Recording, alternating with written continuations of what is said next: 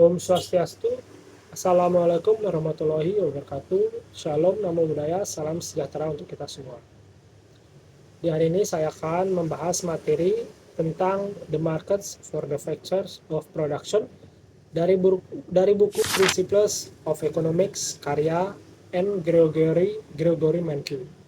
Di dalam video ini saya akan membahas bagaimana tenaga kerja, baik tanah dan modal ditentukan dalam pasar, dan bagaimana faktor-faktor itu mempengaruhi pendapat seseorang di ekonomi.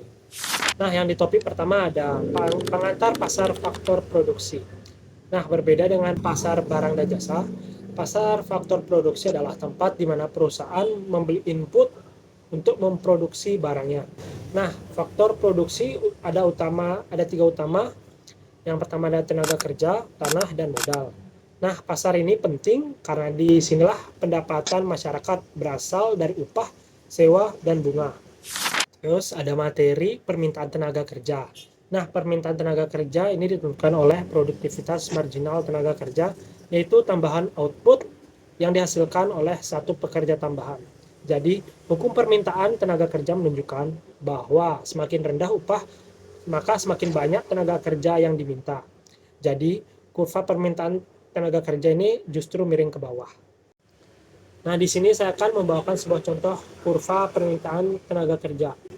Pada grafik ini menggambarkan hubungan antara upah tenaga kerja dan jumlah tenaga kerja yang digunakan oleh perusahaan. Maka, garis miring ke bawah yaitu DL menunjukkan kurva permintaan tenaga kerja, yang artinya semakin tinggi upah yang harus dibayar, semakin dikit tenaga kerja yang diminta perusahaan. Misalnya, pada tingkat upah tinggi yaitu W1, perusahaan hanya memperkerjakan tenaga kerja sebanyak titik A. Ketika upah turun menjadi W, jumlah tenaga kerja yang digunakan meningkat menjadi N. Dan jika upah turun lagi ke W2, penggunaan tenaga kerja bertambah hingga B. Jadi, grafik ini memperlihatkan bahwa hubungan antara upah dan permintaan tenaga kerja bersifat negatif, atau berbanding terbalik, semakin tinggi upah, maka semakin sedikit tenaga kerja yang diminta. Sementara itu, ada pula penawaran kerja berasal dari keputusan individu untuk bekerja atau tidak bekerja. Di faktor ini, seperti tingkat upah, waktu luang, pendidikan, dan budaya mempengaruhi jumlah tenaga kerja yang tersedia. Nah, di sini saya juga akan membawa contoh kurva penawaran tenaga kerja. Pada grafik ini menunjukkan kurva penawaran tenaga kerja yang dilambangkan dengan garis SL. Hubungan antara upah dan jumlah tenaga kerja bersifat positif.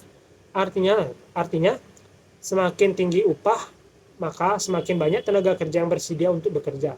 Misalnya, pada tingkat upah WA, jumlah tenaga kerja yang ditawarkan menjadi LA.